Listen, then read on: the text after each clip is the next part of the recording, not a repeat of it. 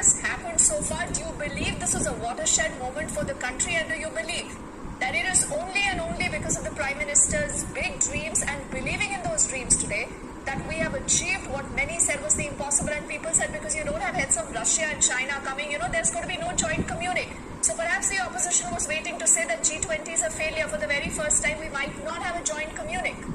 Ashutosh, were you one of them? So I was very carefully listening to Mr. Sibal, and in fact I would have been disappointed if this event hadn't succeeded. Because you remember what I.N.D.I.A ji said. Narendra Modi is a great event manager, and that's what we have seen. Now if you are listening to Mr. Sibal, what did he say? He said that G7, India is a tool. In G7 is the pushing, what is using.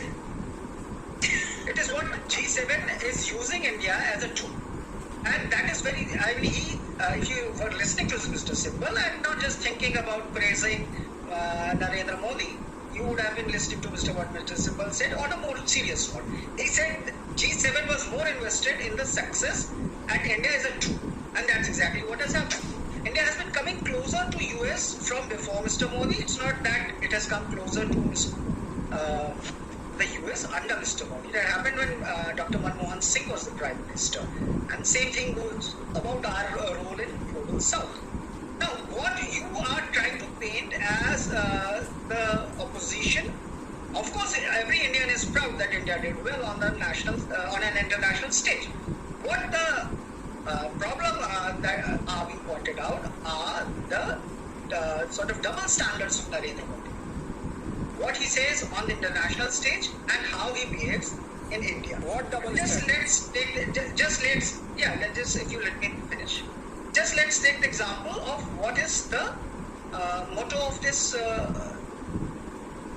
G20 meeting. One nation, one earth, one family. One earth, one family, one future. Don't even know the motto, and you're doing a bhashan on Narendra Modi. So one family for him in India. On the world stage, it's one family, Vasudhaiv Kutumbakam. But in India, the only family he wants to promote is the Sahparivar. That is the big problem. That is his two-faced things.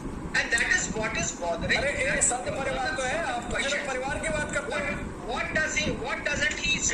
Why doesn't he have as much interest in talking about what's happening in Manipur? Why doesn't he want people of Manipur to come together? That's what is the opposition is trying to do.